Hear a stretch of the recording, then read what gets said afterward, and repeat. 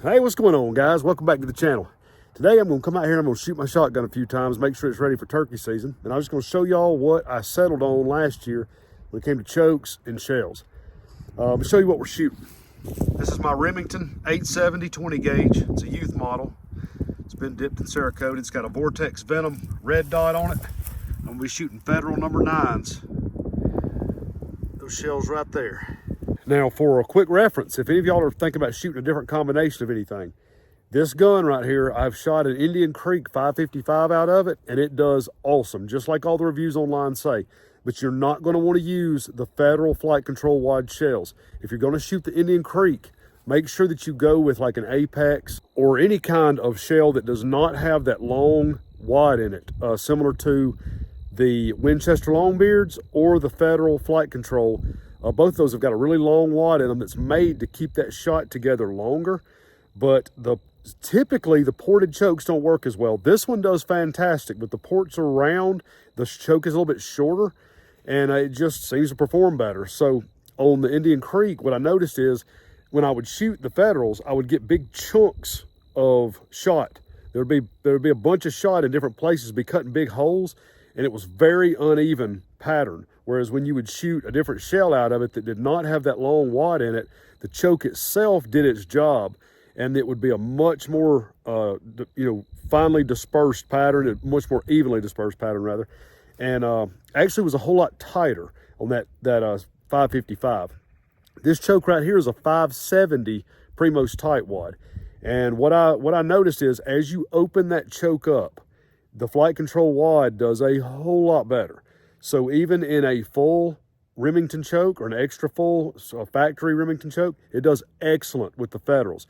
Now, a lot of people are probably going to ask, why do you shoot the Federal and not shoot a, what you consider a more premium load from some of these small ammo companies? The reason is because some of those companies get so far behind in production. You could, buy ahead of time and have plenty at your house or whatever, but I like the availability of the Federals. I've killed a bunch of birds with them over the years. I was shooting them way back when the Flight Control wad first came out, and it was my favorite shell I used for years, and it's still in this gun right here with this choke. They perform great for exactly what I need them for, and I can buy them almost anywhere. Now, I have also shot a Carlson's 555 non-ported choke that did similar to this choke, but not quite as well. And I also shot a 565 Carlson ported choke that was the Longbeard XR choke, and I shot it with the Federals, and it did horrible. Now, I've never shot it with Longbeard, so I mean, obviously, it may do great with those. All right, so I'm gonna get loaded up, and we're gonna send some shot down range, and I'll show y'all why I shoot this combination and the reason why I prefer it for myself.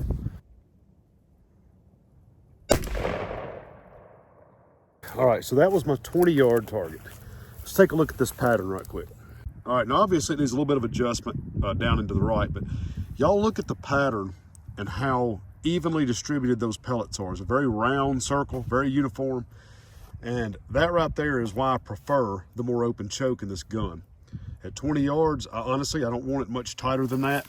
Y'all can see about the size of that pattern. I mean, it's about the size, of my hand where the majority of the pellets are. And that's not a very big pattern at 20 yards. Well, let's back it on up to 40 and let's see what it looks like at 40. I made a little bit of adjustment up and down, and I need to adjust it maybe just a little bit more back to the right. But y'all can see just how even all of those pellets are spaced.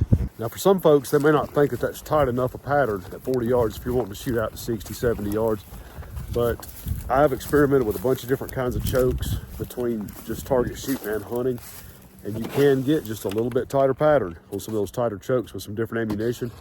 But most of my shots, just about every turkey I've ever killed, was between about 20 and 40 yards. And I missed several that were closer than that when I went down to a little bit tighter pattern and just didn't feel comfortable shooting it. So my personal opinion, that's what I like to go with, because if I have to swing and shoot really fast on a turkey, if it sneaks up on me quiet or whatever, I can swing around and shoot that bird. I've got just enough give where, 4 or 5 inches either way, you'll still bust that bird. Guys, that's gonna wrap this one up. I hope it saves y'all some money on some choke and shell combinations. Maybe that'll help y'all out. Y'all can buy one time instead of about 10 like I did. If y'all are going turkey hunting the next few weeks and months, good luck to y'all. Y'all make sure you shoot them in the face. We'll see y'all in the next video.